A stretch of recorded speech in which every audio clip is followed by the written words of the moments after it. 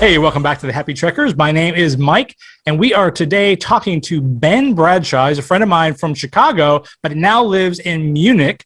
He's moved there. Actually, we'll let him explain why he's moved there and find out a little bit more what it's like to be an American expat living in Munich. So with that, welcome, Ben. Well, thanks for having me. It's great to be here. Hey, this is Mike of the Happy Trekkers channel. Thanks for joining. This is just one small part of a longer video, so make sure you go to the description and click the link so you can watch the entire thing. I think you're going to enjoy it. She was obviously must have been given some sort of work visa of whatever the German version of their visa system is that allowed her to work there. But as a traveling spouse, do you get any benefit from that? Yeah, that was part of the reason why I had to get my A1 competency test, was because the whole visa situation was really tangled up. This is actually the part where I would probably start the story is once we found out that we had to move to Germany for her to work at this university, we thought first thing was to get an appointment with the German consulate in Chicago, right? There's 3 German consulates in America. One is in Chicago, which was convenient because that was close to us. And then the other 2, I think, are in New York and LA. Okay. And their system for setting up meetings is, I think, really, really awful. Like, so essentially they put the appointments up on their website at midnight Germany's time, which I think was around 5 o'clock in Illinois time. So we were like, so we'd be on their website at 4:49 or 4:59, clicking the refresh button. And then at exactly 5 o'clock, these 3 meetings would pop up. And in the amount of time it takes to click on one of the meetings and type in your info and hit enter, it would say the meeting's gone. Because if you think about it, there's 3 consulates for everyone who wants to travel to and from Germany has to go to. And you have to think all the ones in roughly the middle of the country are going to the Chicago one, all the ones roughly on this side of the country, and so on. So it's just like a free-for-all. So in theory, like if you're not a fast enough typer, you could maybe never get an appointment. So I don't know if this is the way it's always run or if this is just like something they were doing because we were trying to make this move during the pandemic. Oh, yeah. Well, that's true. But like their system should be more like you apply for a meeting and they give you the next available meeting, which might be 3 months from now, but they should be booking them first come, first serve, rather than making this like feeding frenzy fest to get a meeting against all the other people that are faster typers than you. So we actually weren't able to get a meeting with the German consulate to get our to get our visas to come to Germany. Wow. And Mallory's first day of work was coming up. She had to be in Germany by like mid-September. So we knew that we could go to Germany for up to 90 days. Like Americans are allowed to go to, I think, all the European Union countries for up to 90 days without a visa. So we figured that it was worth the gamble to try and come here and just try and deal with the immigration like in the country, because apparently we weren't going to get anywhere with the system in America. So we just couldn't even get an appointment. Hey, I wanted to take a moment to let you know about our new book that just came out. It's a great travel journal. If you've been thinking about someplace you want to go, make sure you write it down in this journal. There's all kinds of spaces for places you want to visit, things you want to do. Those are the important kind of facts, and there's 101 different places to write that information down. I think you're going to love it as much as we do. It's available on Amazon right now. Thanks a lot. Yeah, so we bought our tickets and flew here.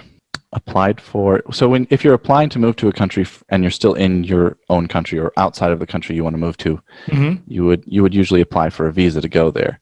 And every country handles it a little bit differently. But for Germany, if you're already in the country, like for Americans that can go there for up to 90 days, then instead of applying for a visa to go to the country you're already in, because you're in the country, you just apply for a residence permit. So that's what we did.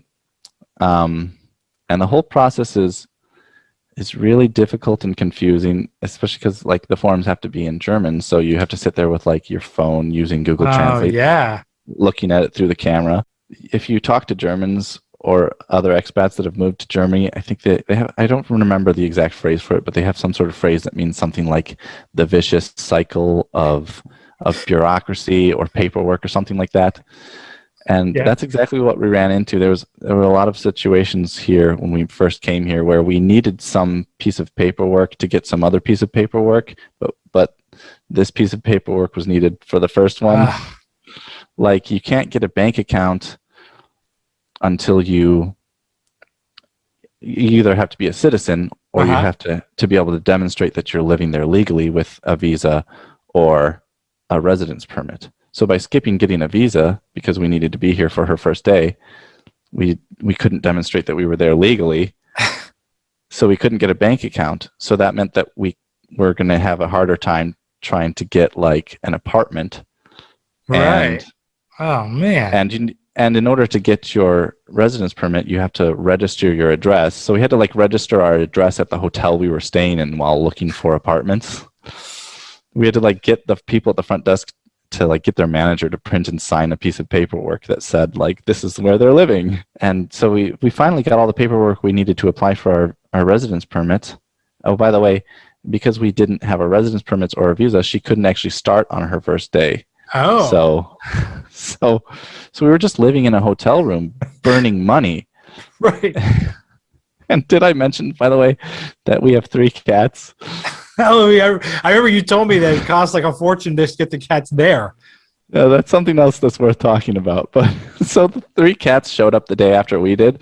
So Mallory like took a taxi to go back to the airport to get the cats, and I had to like run to the pet store and pick up like a new kitty litter bin and a bunch of kitty litter and cat food and a scratch post so they wouldn't damage the furniture in the hotel. So we were living in this hotel room for like months, waiting for them to approve our paperwork and give us residence permits so she could start working. We were at the same time she's trying to finish her dissertations because she was supposed to graduate before she started working too. Jeez, so she was working on her dissertation all day, and I was trying to apply for apartments, but one of our 2 computers died in the airport on our way here. Of course. So she had the computer all day, and I was just using my phone to like message people for apartments, and it's much harder to make a message look professional when you're typing it on a phone. Yeah, right. And you are only limited to like using the apps. So the apartment hunt turned around once she finished her dissertation and could help me with it, and we could both use the laptop for it. But we were in our apartment here before we got our residence permits. Really? So she didn't actually start working until like late December. Wow, from September through December. Yes. Hey, I really hope you liked that video. Why not check out some of the other great videos on this channel? And in the meantime, don't forget to subscribe and hit the bell so you get notified every time we upload a new video. Thanks a lot, and keep on trekking.